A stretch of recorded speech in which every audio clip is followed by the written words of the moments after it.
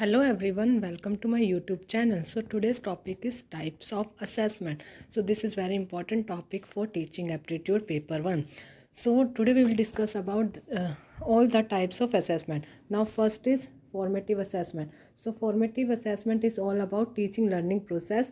ये provide करता है feedback during the teaching learning process. इसके example आ गए class test, assignment, quizzes and classroom questioning. और इसके कीवर्ड्स हैं डायग्नोस्टिक, फीडबैक एंड कॉन्टिन्यूस. सो अगर किसी को डिफ़िकल्टी आती है लर्निंग प्रोसेस में तो उसको कैसे डायग्नोस करना है, फिर उसको फीडबैक और कॉन्टिन्यूस में कैसे इंप्रूवमेंट करनी है. Now second is summative assessment. Summative assessment end of instruction होता है. ये सर्टिफाइड ग्रेडिंग के पर्पज़ के लिए यूज़ किया जाता है, like final exam, board exam and term test. So this is about judgmental and terminal process. Now third is diagnostic assessment. Diagnostic assessment is all about before instruction. It is conduct before instruction.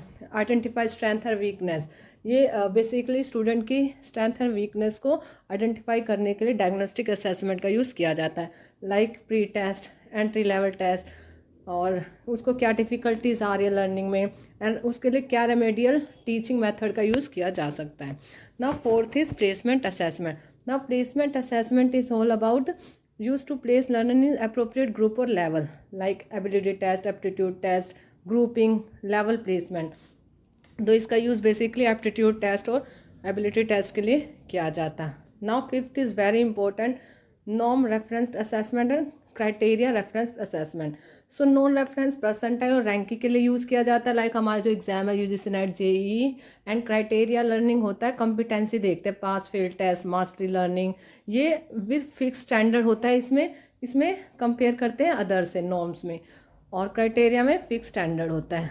Now next is seventh is ipsative assessment.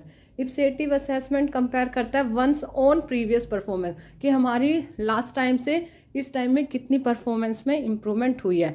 Self comparison इसके keyword है. Now eighth is continuous comprehensive evolution, CCE. इसका ongoing assessment है scholastic और को scholastic area. इसमें holistic development की बात की जाती है. Now ninth is internal assessment. Internal assessment conduct करता है टीचर स्टूडेंट, जैसे असाइनमेंट, प्रोजेक्ट. इसमें यूज़ किया जाता है internal assessment. And external assessment का यूज़ होता है outside agencies, like board exam, competitive exam. ये एक्सटर्नल हो गया. इंटरनल जो हमारे इंटरनल स्कूल में, कॉलेजेस में जो असाइनमेंट, प्रोजेक्ट्स वगैरह होते हैं वो इंटरनल का पार्ट हो गया. और जो एग्जाम, कॉम्पिटिटिव टेस्ट हो गए, एग्जाम, बोर्ड एग्जाम हो गए, वो एक्सटर्नल का पार्ट हो गया. Now next is authentic assessment. Authentic assessment में केस स्टडी और परफॉर्मेंस टास्क आ जाते हैं जो प्रैक्टिकल एप्लीकेशन के लिए यूज़ होता है.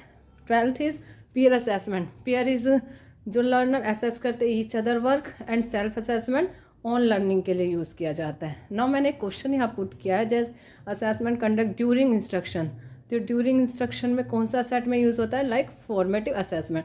तो इस तरह की और वीडियो देखने के लिए please like, share and subscribe my channel, and thank you so much.